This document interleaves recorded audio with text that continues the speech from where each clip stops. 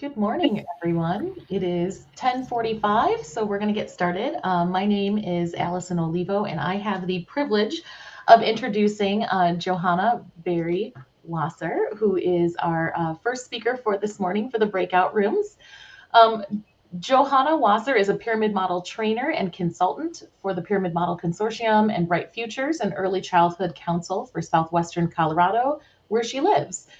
Johanna has dedicated her professional career to promoting social emotional competence and inclusion practices in early childhood education for over 25 years and has been a coach of the pyramid model since 2007. She has a master's in early childhood education and maintains her license as an early childhood special educator. Johanna has worked with very young children, families, and professionals in a variety of settings, including home, community, early childhood programs, and public school districts. She attributes much of her professional experience to her previous role as a senior research assistant for Positive Early Learning Experiences, the Pelley Center at the University of Denver. Her specialties include working with children with autism and other disabilities, working with teams on creating positive behavior support plans through PTRYC and PTRF, and leading programs in creating systems to establish, implement, and sustain inclusion and pyramid model strategies. When Johanna is not hard at work, she enjoys spending time with her family and playing in the mountains. And we are so happy that she is able to join us today. Hi, everyone, and thank you. Thank you, Allison. It's so great to be here, and I'm excited to present the content that I've pulled together for you all today. So, you got this. This is a session of encouragement and also to share ideas on how to individualize some universal strategies that sometimes um, we don't realize that we can actually use what's universal to help support young children that may be having a hard time in the classroom for whatever reason. So let's just get started here. So Allison shared a little bit about who I am and where I come from. And I just thought it would be nice to share some visuals for y'all. I live in a very rural community in southwestern Colorado, but I've also lived in urban areas such as Denver, Boulder, Colorado, and I'm originally from New Jersey. So that's where some of my experiences. And I have to say, I have beloved family members in Michigan. So Michigan is near and dear to my heart. So I realize that we're in a conference right now, but for me, I love connecting with others. And if you wouldn't mind just putting your name and what your role is and why you picked this session today, that would be fantastic. If you're able to, and or if you want to share, that would be great. Thank you. It's just great to see names and get to know who's in the audience. Also, today, as we move through content, if you have any questions, just put them in the chat and myself or I will answer them, but also Allison will assist me in moderating that. So, okay, here we go. So, this is our agenda. We're going to talk about universal classroom practices in itself and then strategies on how to individualize those universal practices. So, including prevention strategies as well as teaching strategies, which I've pulled from the content of Prevent, Teach, Reinforce for Young Children. And then we'll do 2 activities that you can do on your own, kind of brainstorm some ideas, and then we'll wrap up with y'all completing an action plan. So it's always nice to have something in place before you leave a training to know what you're going to do next to implement. So our objectives today is that you'll be able to identify several universal evidence-based practices which prevent behavior, which could be challenging, and also which can promote child engagement. So we know that when children are engaged, there's a less likelihood of children having challenging behavior. Also, you'll describe or you'll be able to describe and explain how these practices can be individualized and used as targeted and intensive intervention strategies. And then you have the option to create a goal at the end of the session today. Okay, so most of this information, as Allison mentioned, am I I how do I say this? I would say I'm well versed in the pyramid model strategies, and this is a model that I have dedicated my career to promoting, and for good reason. So what we try to do with the pyramid model is really support the foundation using effective workforce and policies and procedures. So, staff members and early childhood providers feel supported in doing this work. And then as we move up the pyramid, we really want to focus on those universal practices such as developing relationships, creating supportive environments for young children, as well as ourselves, right? Our colleagues and educators and families, which is a key component to pyramid model.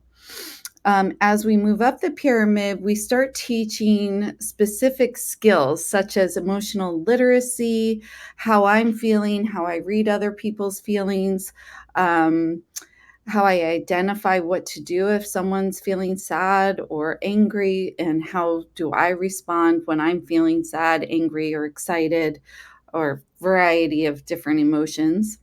We also teach friendship skills, um, uh, calming techniques, problem solving, and conflict resolution. And then as we move up the pyramid, we may see 1 to 5% of children needing intensive individualized behavioral intervention supports. But ideally, what we try to do is concentrate primarily on universal practices. So, really getting our key essential skills in place. And so, I'm going to review some of those skills today. I'm also pulling information, as I mentioned, from Prevent, Teach, Reinforce for young children. This is a manualized process in creating behavior support plans for very young children, for children 2 to 6 years old. And we'll concentrate on the intervention strategies that we recommend using PTRYC. So I just really appreciate this quote. Evidence suggests that intentional, so that we're planning this, explicit instruction is effective in helping children develop social emotional competence. So we really want to be intentional with our teaching. So when is the best time to teach, right? Would it be before a behavior occurs, during the behavior, or after the behavior? So during the behavior, you may have a possible volcanic reaction, right? So if a child is elevated, perhaps you may be elevated, and we try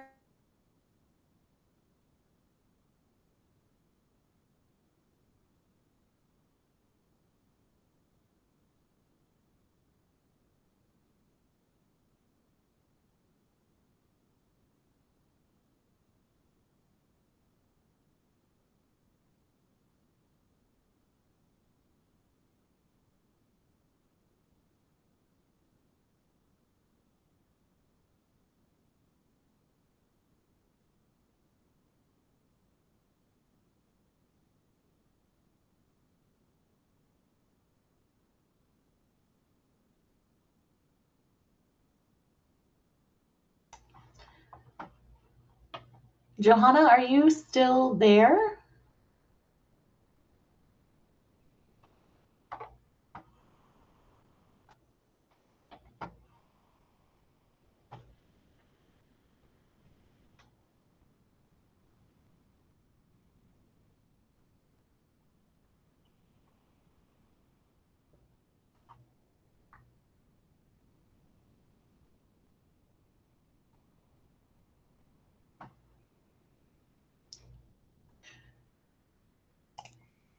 It is not just you if you if everything froze. So we will just give her a moment to get reconnected and pop back in. Apologize for the delays here, and but we'll give her a moment to get reconnected.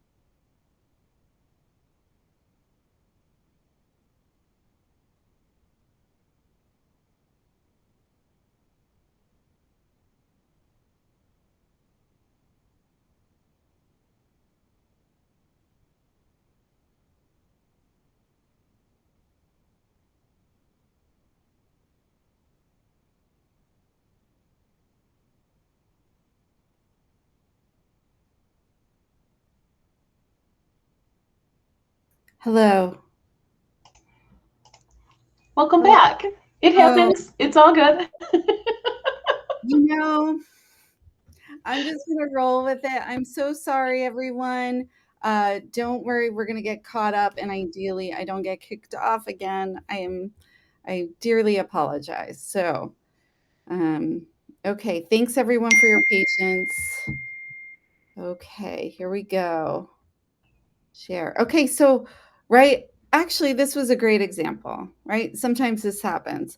This was probably not the best time to teach me how to use a computer and a platform because I was a little upset, but I remained calm. I was using my calming techniques. But imagine when you're having a hard time, a difficult time, and someone tries to give you suggestion. Sometimes that's not the optimal time to receive information when we are elevated. So ultimately, we want to teach before the behavior occurs. So we want these planned opportunities during the day to help teach children these strategies that we want to promote, right? So there may be even a calm ripple. Say there's a time of day that you tend to see more behaviors occur, more behaviors that may trigger you, and you may anticipate that.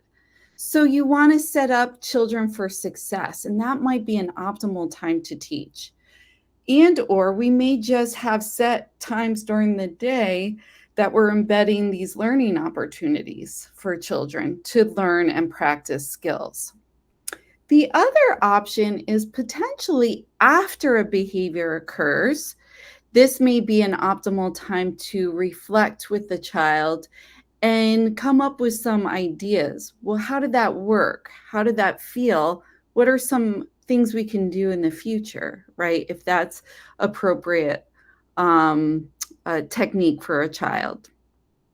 So, really keeping in mind that we want to intentionally teach explicit instructions, right? And we're talking about embedding this into the natural routines of the day.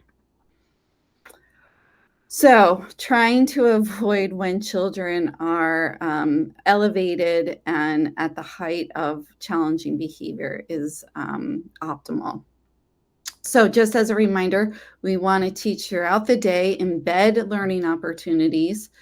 We may even want to think about the environment and how can we best promote social emotional competency and practice and support by setting up the environment so children are more successful and or have opportunity to interact with their peers. And then lastly, systematically implementing these strategies during the day, making sure that we're providing adequate support for children that work for their learning style.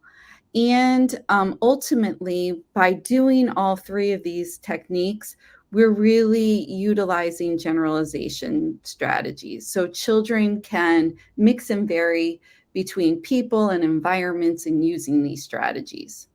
So, with that said, we would want to be sure that we're communicating with families on what we're learning at school and what we're teaching the child so they can help support the child at home too. Okay. So this I added on to this.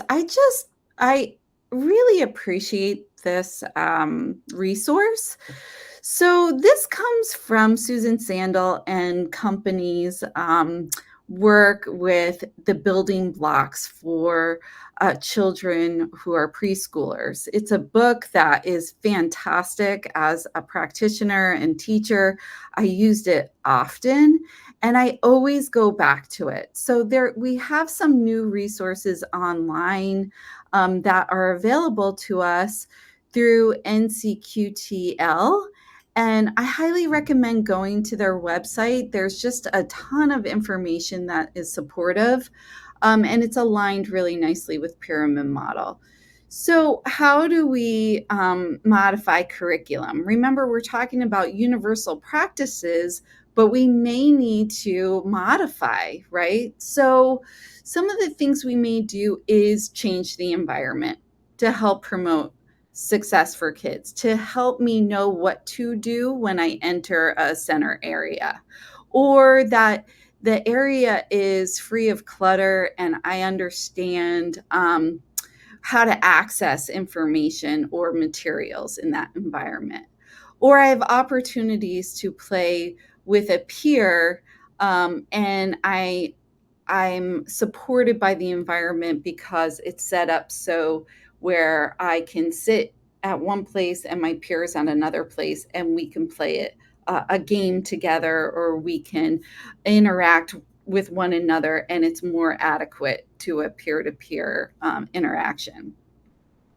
We also could modify or adapt materials, right? So if a child needs some adaptation in, say, using a cup or using a utensil, we want to make sure that the child has the proficient materials available to them.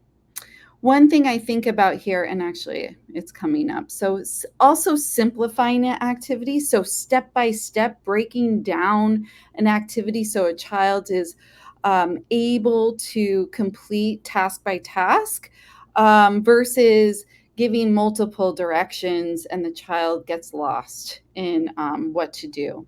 So we may even want to pair this with visual supports, right? So we see, and you'll see in this presentation, mini schedules and individualized schedules to help support children in learning new skills. This one's imperative that we really tap into kids' preferences. So if a child's not motivated based on materials or or content that we're presenting to a child or children, we want to make sure that we're actually tapping into their preferences. And this will help increase engagement, which will decrease challenging behavior. Special equipment. So I think about functional communication systems. If a child is not verbally using language yet, what is their mode of communication? Are we supporting the child in using or pictures or icons or picture exchange communication systems, or using augmentative devices or AAC devices? What are we supporting children in using functional communication, as well as any adaptive equipment that may be needed for a child to participate in activities just like all the other children? Okay, and then adult support. So I have a video in here that you can see adults supporting a child in a sign-in or like arrival routine, and noticing that the teacher's using gentle prompts to help support the child and reminders, using gestural cues or partial physical prompting. And then peer support is also huge. Peer mediation intervention strategies. We know that some children do much better when a peer is giving the direction or supporting them than a teacher or an adult. And we have an example of that too. And then invisible support. So I think of pyramid model as being an invisible support. When we create and promote schedules and routines and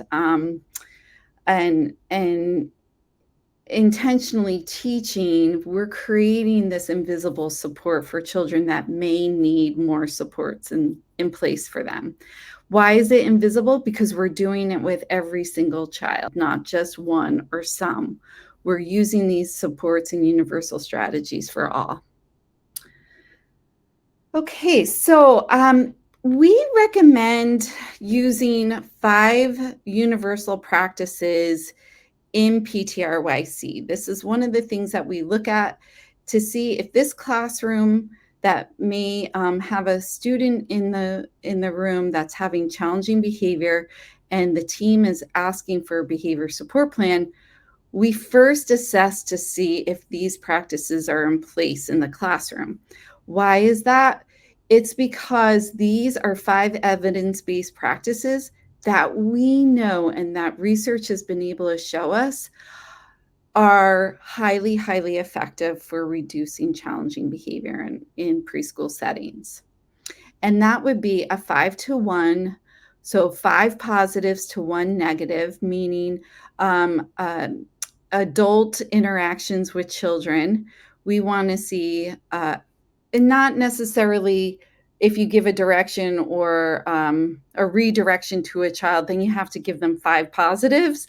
But we want to see more acknowledgement of positive behavior versus negative behavior. Also, we want to see the teacher interacting with children more so on a positive level versus a reprimand, direction, command. Certainly, we don't want to see any intimidation or shaming or blaming type behavior either. Okay, so that's really important. The next is directly teaching behavioral expectations. So what are the expectations? How, what does the school use that you work at? How are you implementing that in the classroom? Oftentimes we hear programs saying that they use the 3 safes, like I keep myself safe, I keep my friends safe, and I keep my school safe or my classroom safe. Others may use be kind, be respectful, be responsible. There's a variety of different expectations, the general scope of how to keep one another safe and feel trust and security within your program, right? And then we may use what we call rules, right? So what does it mean to be responsible? Oh, great. Is the visual available in the handouts? That's a really good question. It is online, and it's through Brooks Publishing. Thank you, Becky. Really appreciate that.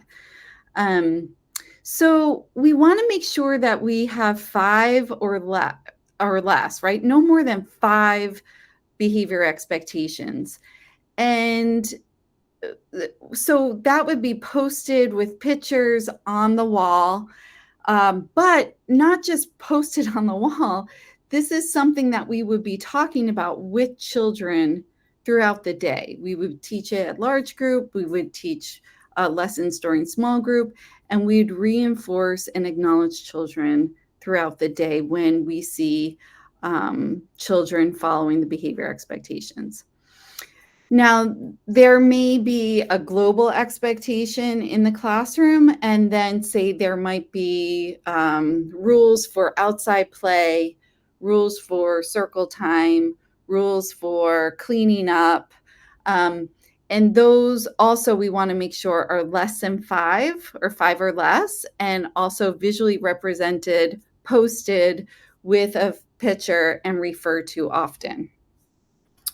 Why is that? That is because we want to help support children in reminding them of what those expectations and rules are. It's also a great reminder for us that we're addressing them. And ultimately, we want to make sure that we're acknowledging children, verbally or non-verbally, for using the behavior expectations and rules, right? More so than when they're not. So, what we know about addressing challenging behavior is that oftentimes the challenging behavior provides more attention for children than appropriate behavior. So, just take a moment and think about a child that you've worked with before that may have had challenging behavior, and how often are they addressed for their challenging behavior versus their appropriate behavior. And imagine what that would look like if it was flip-flopped.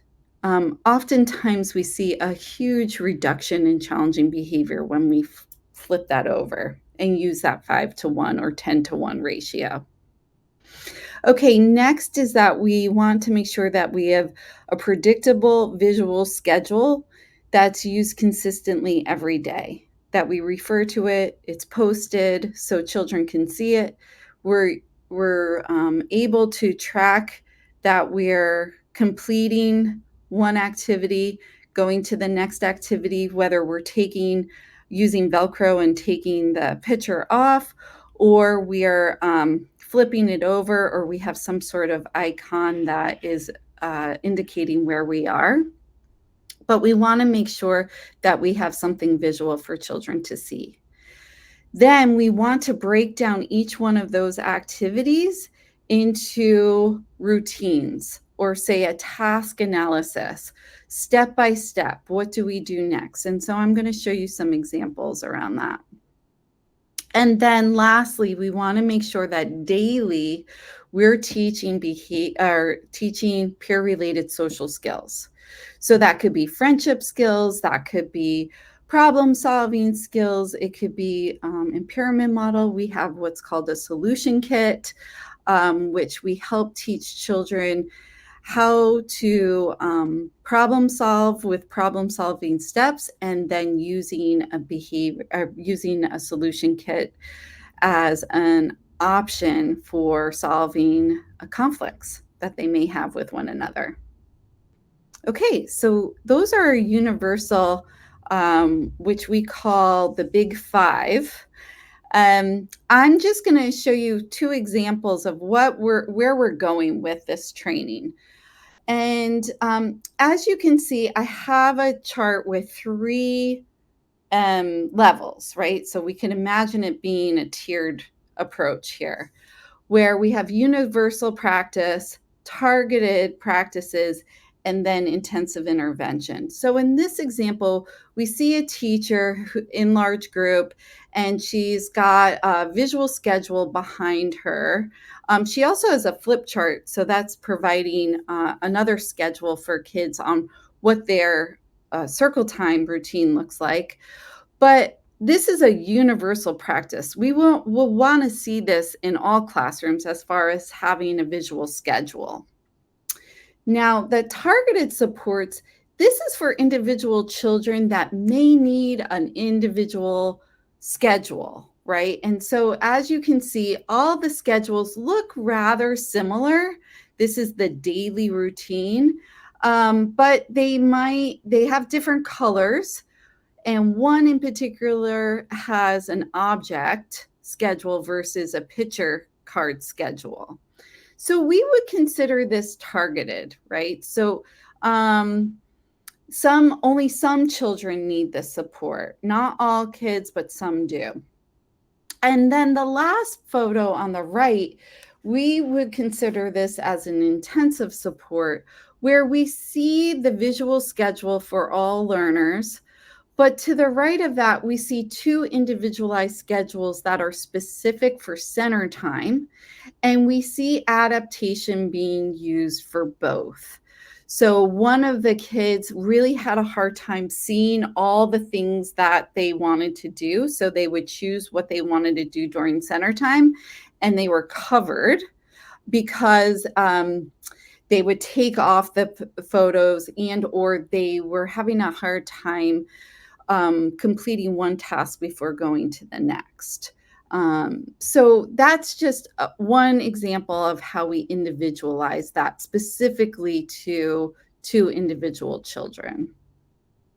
Here's another example of how we might support behavior expectations. So universally, we have 3 behavior expectations in this classroom: be a friend, be safe, and be a worker. So this is what we would see universally for all kids. Next, for targeted, we see a first then, and this is probably be a worker support. So in particularly tidying up outside or tidying up or cleaning up before we go outside. So first we have to clean up, then we're going to go outside. And so we would assume by this example that maybe some children need the support, and we might bring it over to children and show them, okay, first we're going to clean up, then we're going to go outside. So not all kids need it, but some children do. But we still want it to have it available for kids. And then lastly, we have intensive intervention support by having a social story, which you could get more information on how to write social stories on the Pyramid Model website, the challengingbehaviors.org website.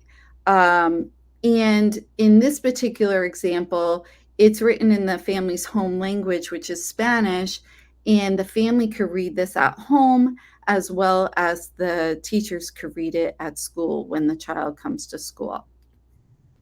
Okay, so if there are any questions, you could please put them in the chat, and I can answer them as we go.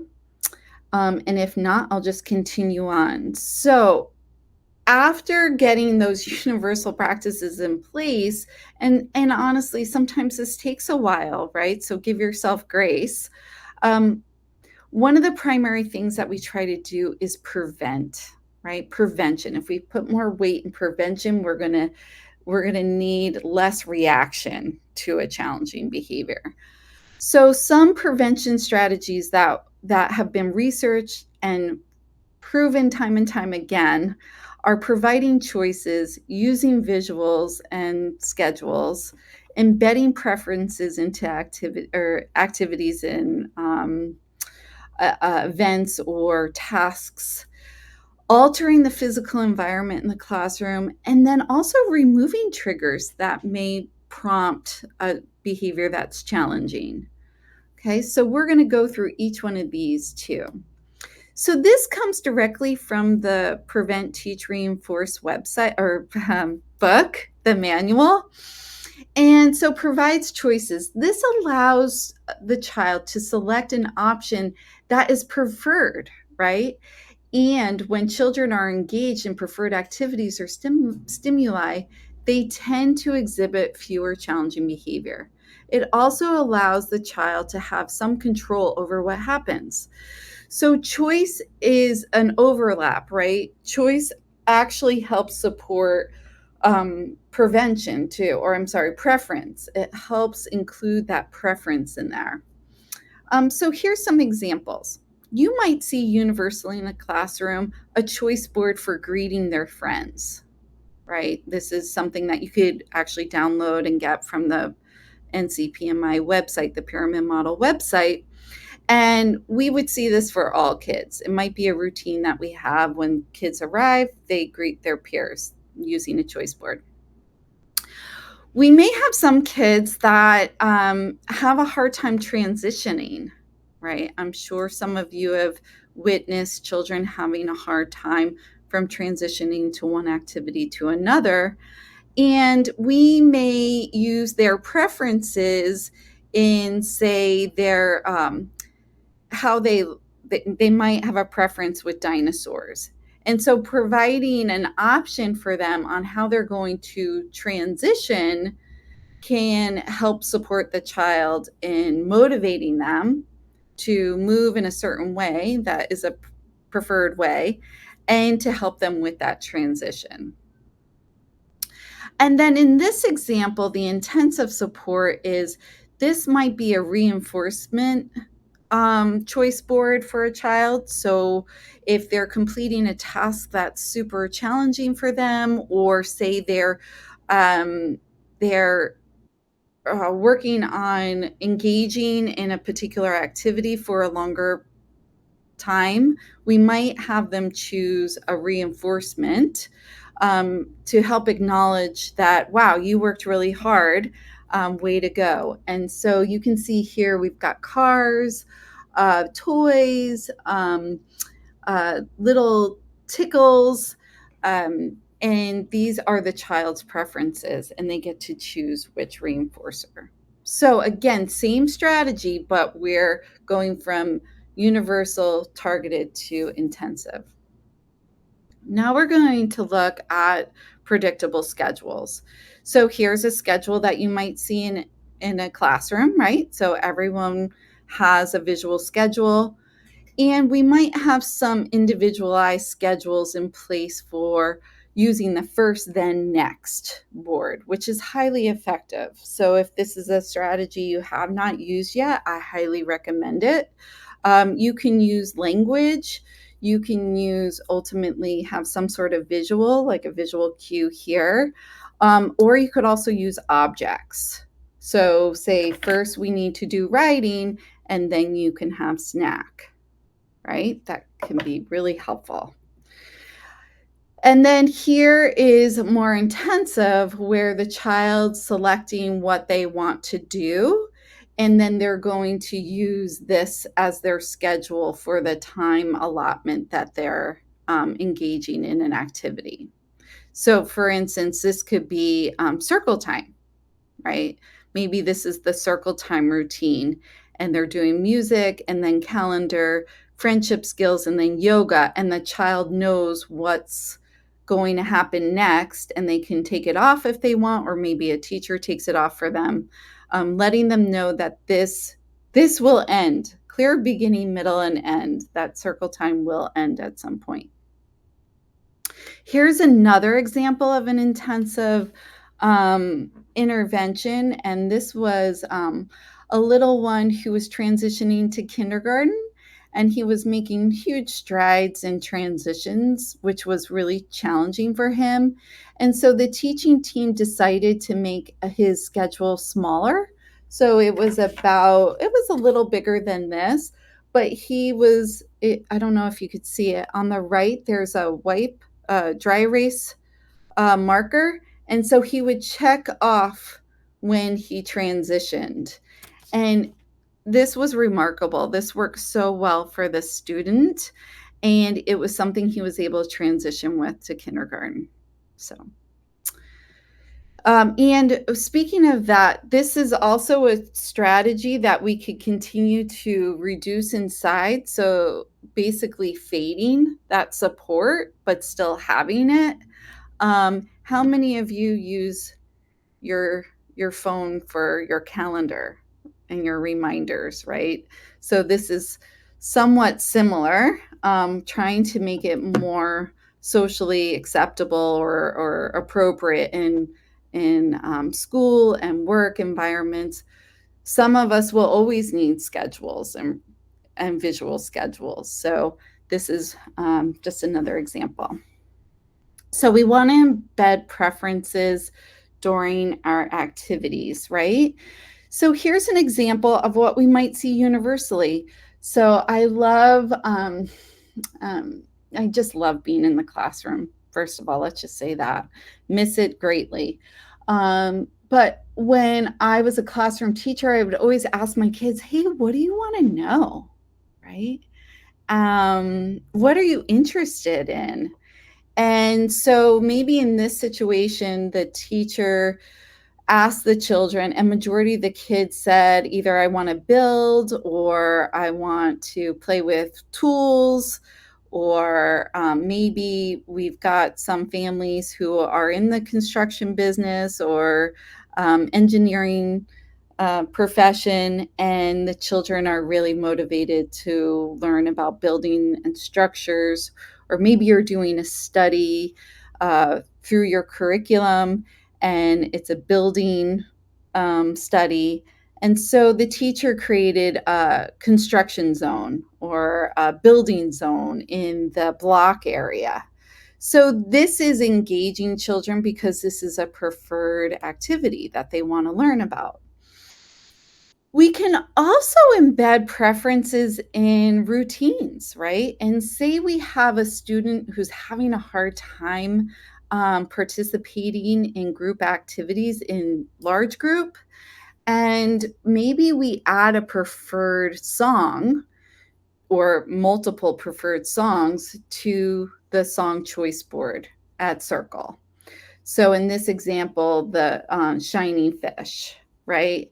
Or we might have Five Little Monkeys. That is a preferred song to this particular child or children, and so we're going to engage them uh, to engage in this activity during large group. Now, here's an example of maybe an intensive intervention where we're adding preference.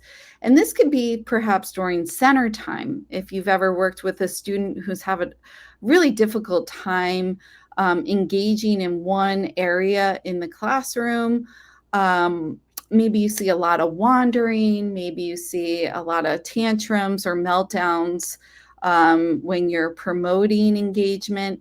And this might be a great tool or something similar where we're embedding the child's preference of transportation and a simple task of sorting. So again, all kids can use this, but it might be designed and promoted for one particular child, right? Or a couple of kids. Okay, so altering the physical environment. I can't say enough about this. It's critical, and oftentimes when we're called in and behavioral consultants, this is what we need to do is just make some modifications and we see a reduction in challenging behavior. So here in this classroom, you see a very well organized classroom here. So aesthetically, it's pleasing. We see clear boundaries and clear centers and a large enough area for group time. In this example, we see perhaps a targeted support, or it actually could be universal as well. I'll explain how it becomes targeted. You can see that on the carpet, there are little name tags, right, with the children's photos too, and they're taped on. Notice also that they're in a horseshoe shape. That's done purposely, by the way. This is an environmental arrangement that we suggest, because then we have the reduction in, hey, I can't see, or, oh, he's kicking me, or she's touching me. Where if children are set up in a horseshoe arrangement, Teachers can help support children from behind, and also children have easier access to going up to the front and participating, which we highly promote as well. That children are actively engaged during circle time versus just sitting at circle time. Now, how this could become targeted is perhaps there's a student who may need some extra support or needs additional support in focusing. We may have the child who needs a little additional support sitting right in front of the teacher.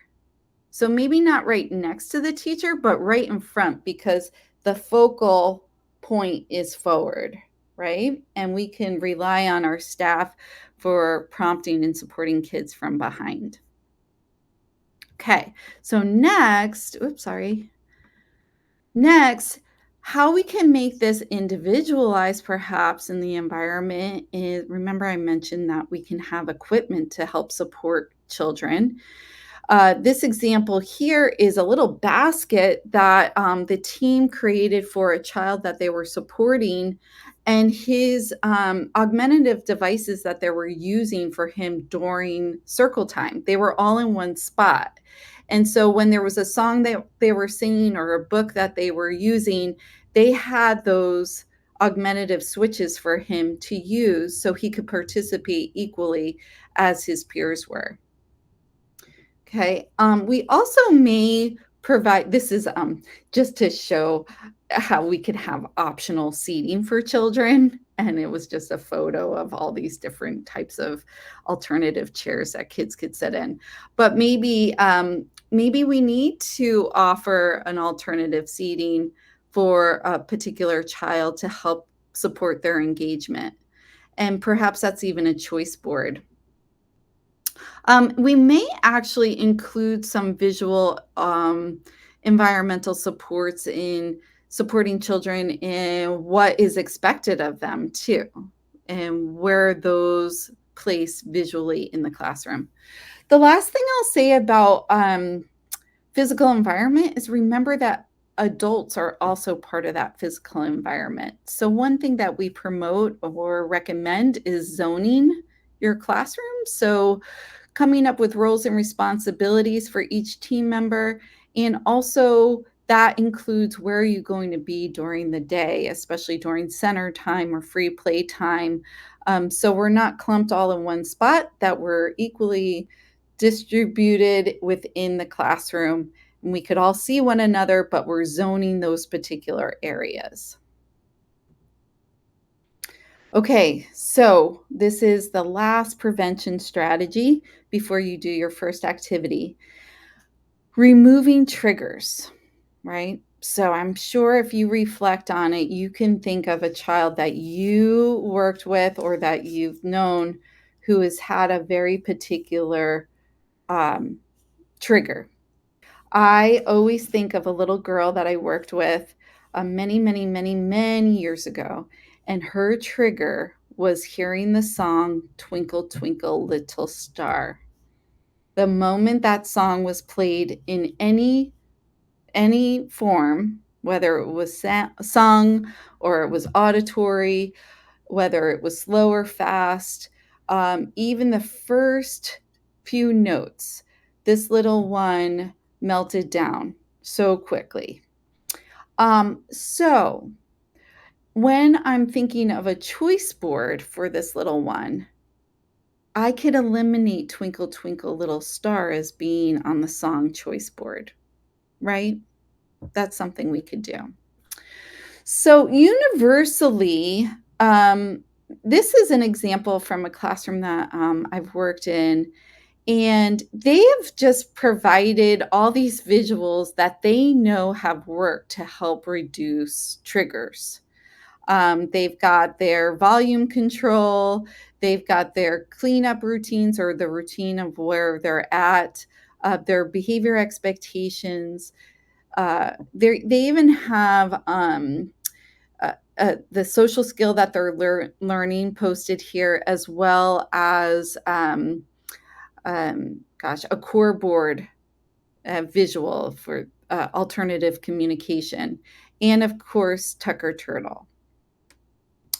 But as I mentioned before with my friend who couldn't hear Twinkle, Twinkle, Little Star, maybe there was a child that couldn't hear Itsy Bitsy Spider. And in our song choice board, we would just eliminate it, right? Let's just not sing it for a while and see what happens. Another option, and it's really cool because this is an intensive intervention that was done in this classroom, meaning it was individually prompted by helping a child transition to go to the bathroom, right? During the day we have to go to the bathroom and wash our hands, but this little one would melt down anytime the adult prompted them. So the teaching team and myself came up with this solution to come up with a system where it was actually the peers getting one another attention to prompt them to go to the restroom. And it worked. And so even though this was an intensive intervention, it actually worked for everybody.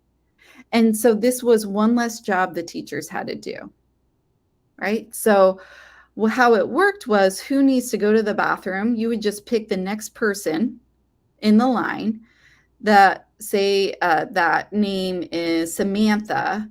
Well, say it was Tim, who was number 5. Tim would find Samantha's card and then in the classroom find Samantha, tap her on the shoulder, hand her name and say, it's your turn. And then Samantha would go over to the restroom, use the restroom. Maybe adult support was needed there. And then when she was done, she would put it in the all done section. So now the teachers can see who's already used the restroom and who has to go. Okay. So remember, this is intensive support, but also used universally. So now it's your turn. I'm going to show a very short video clip.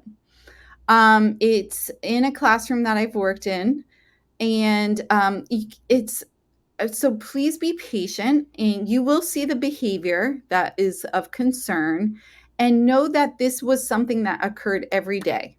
This was an everyday occurrence. So it was a pattern, and the teaching team knew they needed to do something different. Okay, so we're going to watch this video first, and then I want you just to take a moment to think about what universal supports could you have in place, what targeted supports, and potentially what intensive interventions would you put in place, and this is really the big one, which ultimately prevention strategy would you recommend using? Please know you could have multiple, right? And so if you need to go back into your PowerPoint to that prevention slide, you certainly can. We also have a handout that has this table in there too that you can visually look at, type in, or you can write down if you printed it. Okay, so let's watch the video.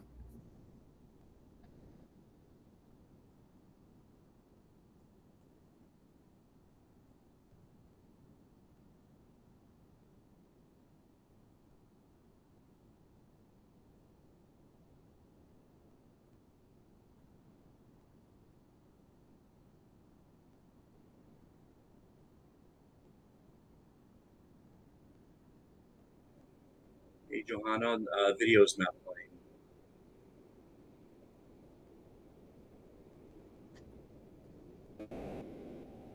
Okay. Oh, were you able to hear it? No, I couldn't hear it either. Oh, really? Okay, let's see. What do you suggest?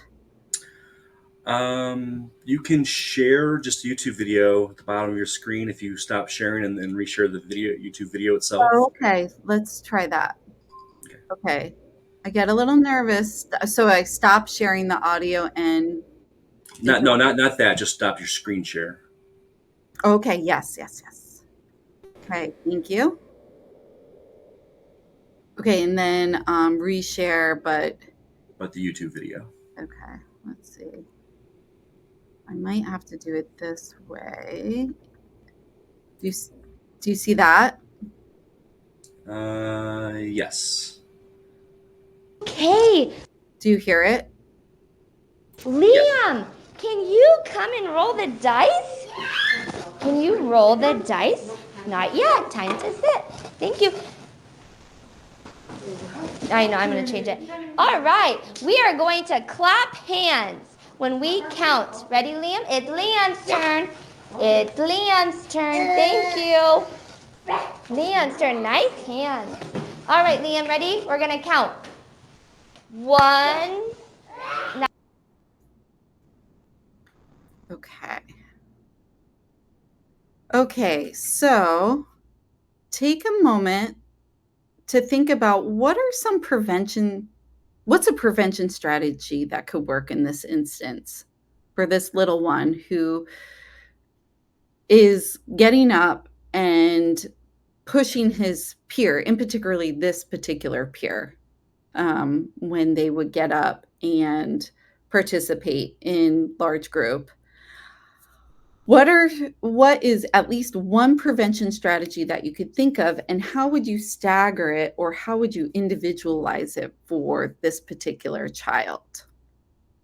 If you have any questions, you could please ask in the chat and just take a few minutes to work through this.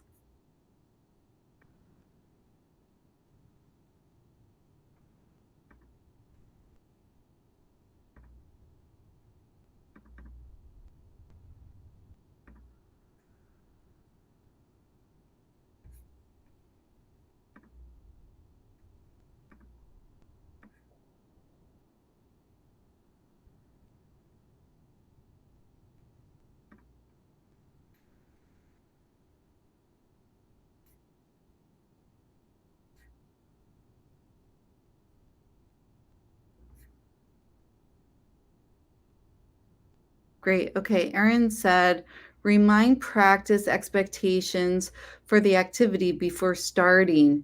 May have happened before a video started.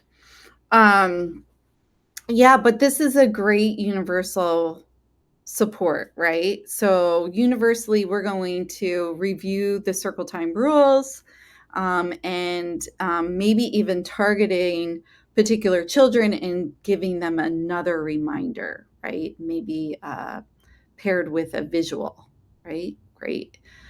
Targeted small visual for of expectations for that student. Yeah, thanks, Amber. And Wendy said, have a visual with the expectations. Yeah, great.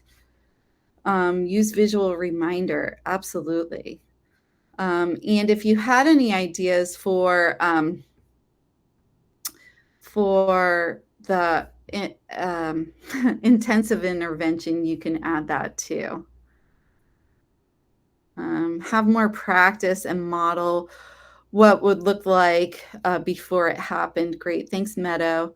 Also, Katie said use visual reminders. Stacy said pre-teach the expectations to the whole group. Excellent. Targeted and intensive from Katie. Personal schedule of when to help or be the leader. Excellent. Great. Excellent. Thank you very much, everyone. I really appreciate that. So I hope you find that that this guide helpful to think about how do we stagger these universal practices that we use ideally often, but how do we make it intensive, right? And or individualized for a child. And then maintain that, right? Use that tool until it works, or if it works. And then when you know that the child's becoming more proficient at using that skill, the new skill that they're learning, we could gradually decrease those supports. But being mindful that maybe this is actually a new universal support for this child, right? Okay, so Jennifer said teacher proximity, visual prompts, object to hold, or additional seating options to show space to stay in. Absolutely wonderful. This everyone's suggestions are really wonderful here. And it's really what the team decided to do was they know they needed to have some adult proximity. They needed to provide more visual supports for him. They did create a schedule for him so he knew when it was his turn. And honestly, that was a built-in reinforcer because he just loved being the teacher's helper. Okay, so now we're going to review teach strategies. Okay. And so these strategies are strategies that we're thinking of to help replace the behavior that might be challenging, right? So teach communication skills or functional communication training, right? Oftentimes, this is a big area of need for children who may be using behaviors that could be triggering to us because they don't yet have the verbal communication to tell us what they need or want or what they want to get away from. So we oftentimes see behaviors that may be concerning to us. Embed multiple instructional opportunities.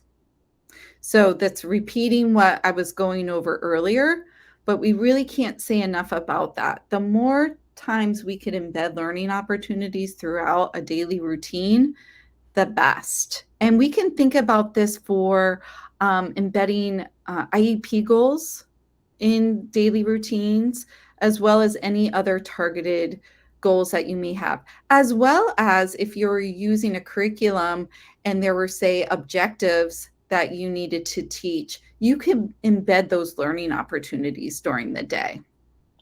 So I provided you all with a activity matrix, which was, when I was a teacher, my best friend. And it's still one of the primary things I recommend to teachers too in using. And I'll show you what that looks like as we go through this. Also teaching peer-related social skills. So that oftentimes is a skill that children need support in. A new skill that might be new to you all is self-monitoring. So for some children, it may make sense to help children monitor their behavior. Like in that last example, did I sit in my spot? Did I wait for my turn? And for children to self-monitor, yeah, I did. I sat in my spot and I waited for my turn. And then maybe there's a reinforcement that's included in that. And then lastly, teach independence of a visual schedule with a visual schedule. So when we say independence, that might be that the child could use it all by themselves, but it also may mean that the child has the appropriate supports in using that visual schedule, right? So if a child has visual impairment or mobility impairments, we want to make sure that we're providing the optimal support for the child to use that skill. What we want to ultimately see is that child has proficiency in knowing what the purpose of that tool is, right? I use this because it helps me transition to the next activity. Okay, so for teaching teaching communication. So functional communication training, most common and most effective, heavily researched, short and long-term benefits to doing functional communication training. Teach appropriate communicative behavior that serves same function or purpose of the challenging behavior. So for instance, if the little boy that we saw earlier, if he really wanted a turn, we might teach him to say, I would like a turn, right? Or maybe he has an augmentative device that he uses that I would like a turn, or he's using sign language, I would like a turn. It's okay for him to say that, and he may get reinforced for that, right? And it's okay as he's learning that to say, oh, first it's Liam's turn, then it's your turn, right? So universally, So what I'm going to do here is give you some examples of, question of the day, right? So this can be a universal support in promoting language, right? So you may ask the child, do you like carrots? And the child may say, no, I don't like carrots, or I do like carrots. Or if the child is not using verbal communication or speaks a different language, they can non-verbally put their name where they believe they feel uh, their preference in whether they like carrots or not, right? So this is a universal support. Now, a targeted support, this is a tool that we used in a classroom where instead of doing question of the day where the teacher was asking it or was during large group time, or sometimes it's in arrival time, we decided to create surveyors, or say questionnaire captains. And two children would go around the classroom and they would ask all their friends the question of the day. Notice that the child could either use their finger to point. We actually had an augmentative device too that was included. And children could choose which is their favorite pizza place. And this was in a college town. So they had Pizza Hut, they had Little Caesars, and they had Domino's. And so the kids would choose what their preference was. In this photo here, this little one wearing the sweatshirt, he actually was mute. He was, I'm trying to word this correctly, he had selective mutism. So didn't have a disability, but was not speaking. And it definitely affected his social skills and his relationships with others. So before we started this, he actually very rarely interacted with any peers. And so when we started this, because we used an augmentative device, his voice was heard. And it's super sweet. I do have video of it, but you can't really hear it well, so I decided not to use it.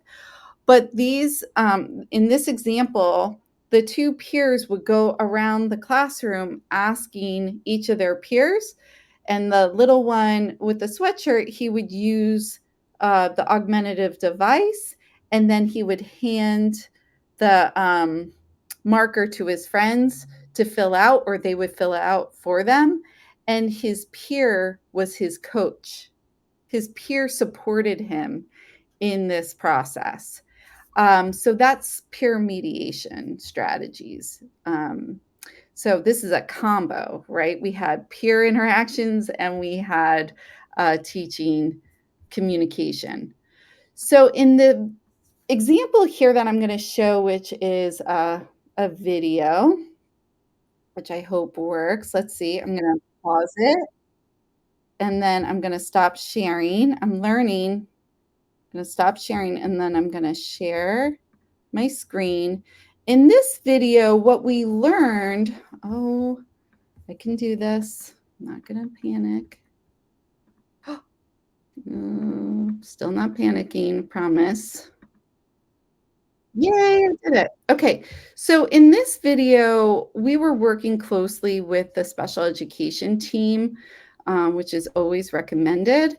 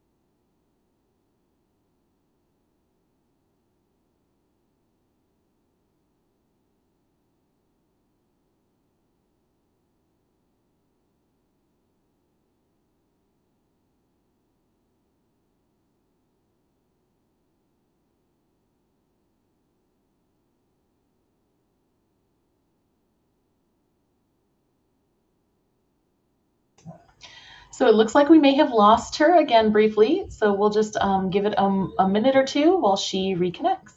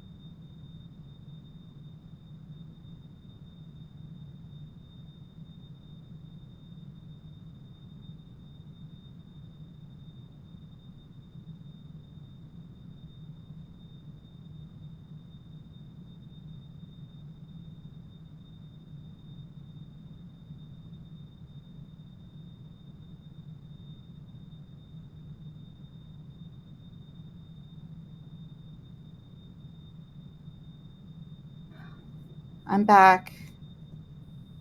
I am greatly apologetic for this interruption. So sorry. It's no problem. We're happy you were able to return. Thank you. Thank you for your grace. I really appreciate it. Okay, we are going to watch this video. So as I was saying, let me just bring it up here. As I was saying, this school was using Coreboard, and it wasn't really working that well for this little one. But what we learned from the family, and this is why it's so important to engage with families because they can teach us so much, that the dad had found that he was responsive to using an iPad. And so this is the SLP experimenting with the teacher. They're using incidental teaching, where they have a preferred item that he likes to play with out of reach. So there's motivation, and he is communicating with the core board and an augmentative device, requesting for this toy. So it was a beautiful example of working as a collaborative team, special education, and family. Okay. Okay, so here we go. I'm going to share. I'll put this in here.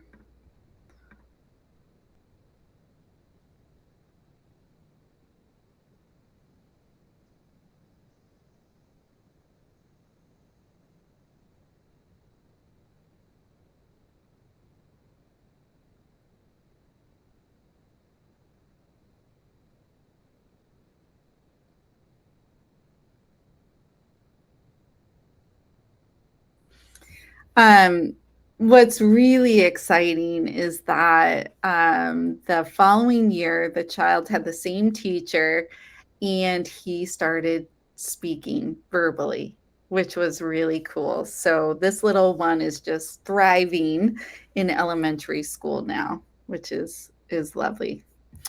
Okay. All right, everyone. Thank you for your patience. We're just going to get through our teaching strategies, and then I'll give you a moment to practice that, and we'll be wrapping up soon. So please know that you can ask any questions. Great time to, yes, yeah. yes, if you have any questions during this time, please go ahead and put them in the chat. So embedding learning opportunities. Ideally, we all have some sort of lesson planning, right? So on this day, we're going to teach this. On this day, we're going to teach this. What we want to see happen as far as a targeted support would be, this is an example of how we would embed teaching opportunities for learning the behavior expectations. And this would actually be throughout the day. So these are options on addressing behavior expectations. This is super helpful. It's called a matrix.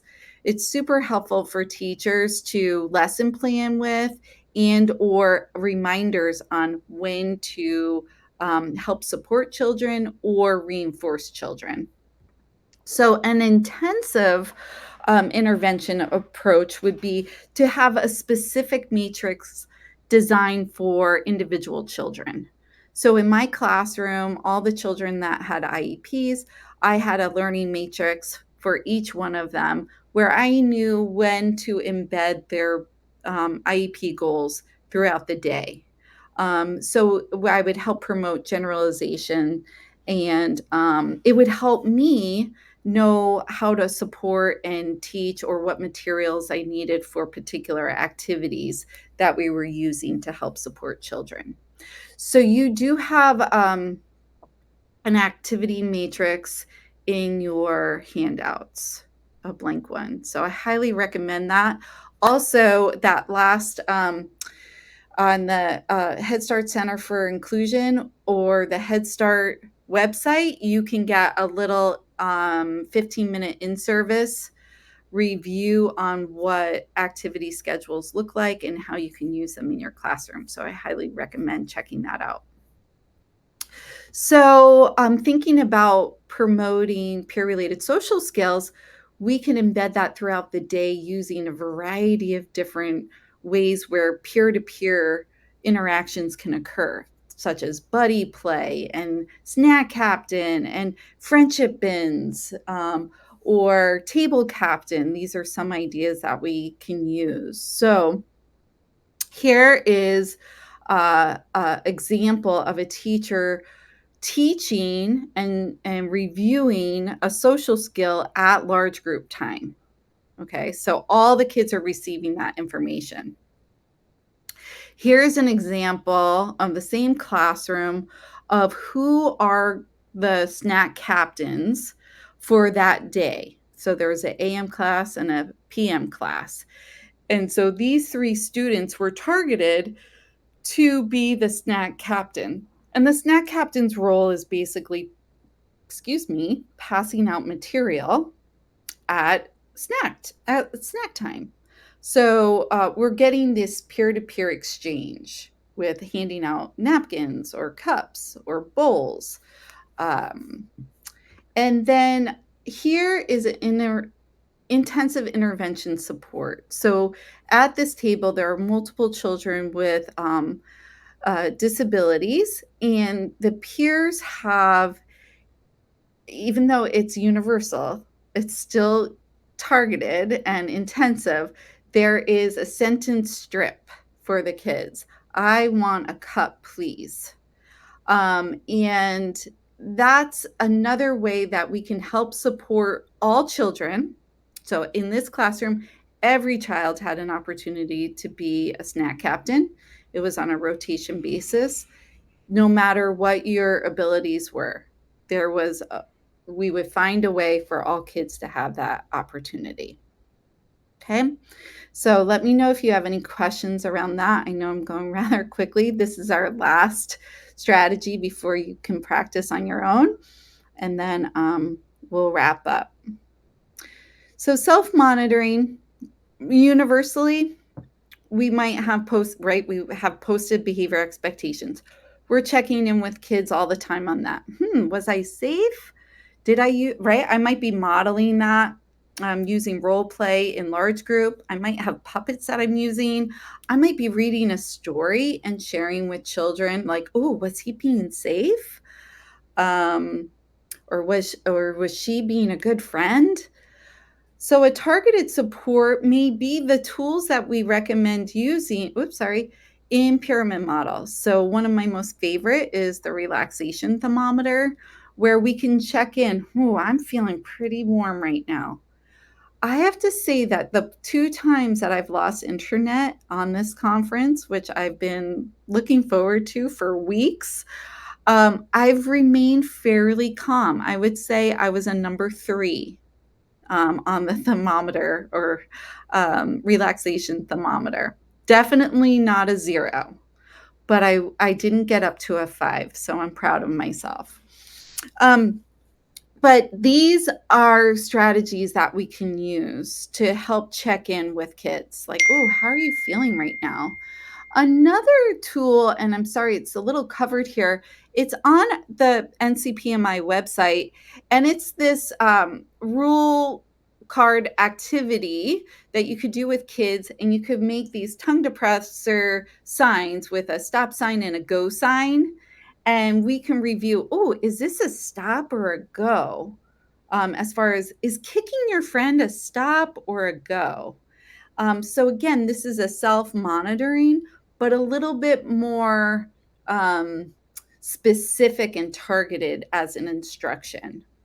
And then lastly, we might have an individualized card for a child to review and fill out. Of course, we would do it with them, right? We wouldn't have a very young child fill this out by themselves. And oftentimes this might be paired with a social story, right? That we're teaching the child what is expected, what are acceptable behaviors, and what are behaviors that could potentially be dangerous, right? Or harmful to others. Okay. I thought it wasn't the last one. Okay, so we've looked at universal schedules. This is a targeted schedule where it's an individualized schedule that looks exactly like the other schedule, but it's more individualized for that child. And I'm going to show you a strategy that you may not have seen before. And hold on one second, you will see it because I've learned how to do this, and ideally I don't get knocked off here. Okay. I have to admit, this is my own child, and I set her up because I was just trying to show alternative ways. And please know, I don't promote using devices in classrooms. However, for some of our kids, this may be an avenue for teaching them a new skill. So for instance, video modeling is highly effective. And in this case, I set up an activity schedule for my child, or any child could complete pretty easily. So she's probably 3 or 2.5. And this is the first time that she's doing this. To do Miss Potato Head. Time to do Miss Potato Head.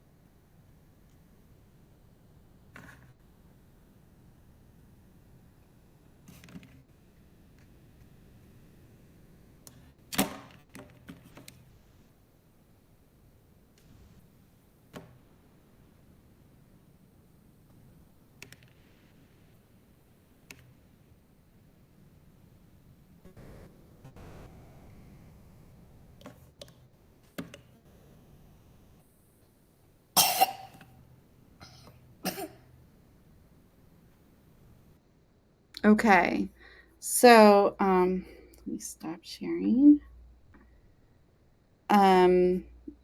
So in that example, you can see that she was able to complete the potato head, and at the end, it was reinforced with a preferred book that she liked to play with. Notice that I had to give her a couple of verbal or visual prompts, a gestural prompt, but very little prompting, right? How many kids have you worked with that when you physically try to prompt them, they fly off the handle, right? And, rightfully so. It doesn't always feel good to have a hand over hand prompt. So, using some supports that are visual to help support kids in knowing what to do is super helpful. Okay, so here's our last scenario. I'll get this prompt queued up. And it's a rather quick video. And then I just want you to think about what strategy would you teach in this instance. Okay.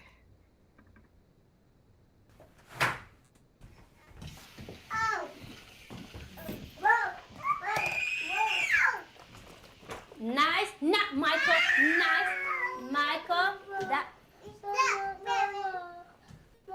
That was not nice, Michael. You gotta say sorry to her. You gotta say sorry to her. You gotta say sorry. Nice touch. Nice touch. Nice touch. Say sorry, Ariana. Ariana. Okay. Ariana, you should not take it away from you. Tell him, here you go. That's yours. Okay? Be nice. Okay, so since our time is limited, why don't you think of what would you teach in that instance, and how would you support the child?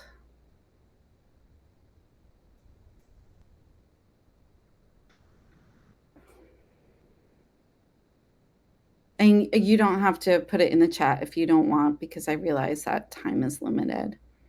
But think about replacement strategy. What do you think Michael wanted to do? It looked like he wanted the toy, right? He was grabbing the toy from the little girl. So we might teach him here a peer-related social skill, right? And or using communication.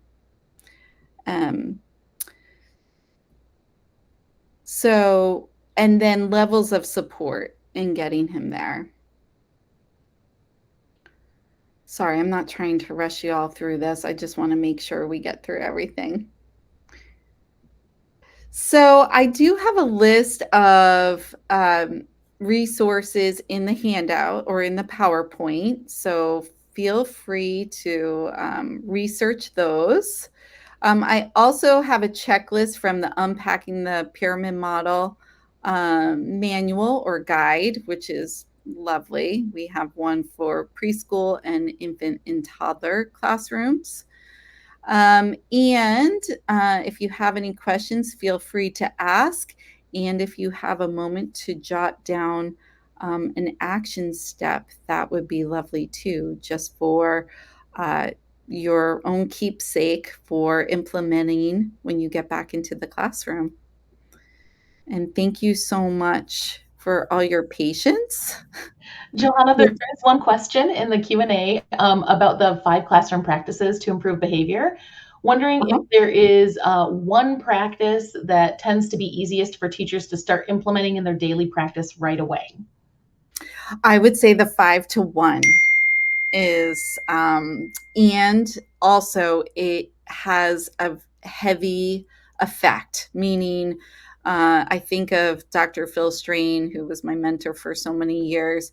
He would say it's the day one strategy that works. So you start implementing it, you're going to see day one effects, meaning the challenging behavior will go down. Sorry for binging, that's happening on my computer. Yeah, so I would say that one is a big one. And then honestly, out of all the pyramid model strategies, because there's so many, all 5 have just great value, right? Getting your schedule in place and balanced is super helpful.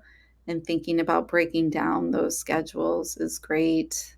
And then teaching behavior expectations. Any other questions?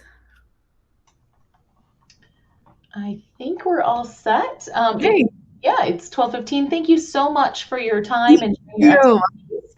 We do have an evaluation link in the chat for everybody, and I'm also making sure that we drop in that sketch application link as you enter in the codes. Again, we're using the same evaluation link for each session. And thank you so much. We appreciate your time. Thank you, and thank you everyone for your grace and patience. Mm-hmm. Sorry about the interference. And now we'll be doing a half-hour lunch break. We'll be choosing your next breakout session in 30 minutes. So we'll see you all then. Thanks, Allison. So good to see you. You too. Bye. Bye-bye.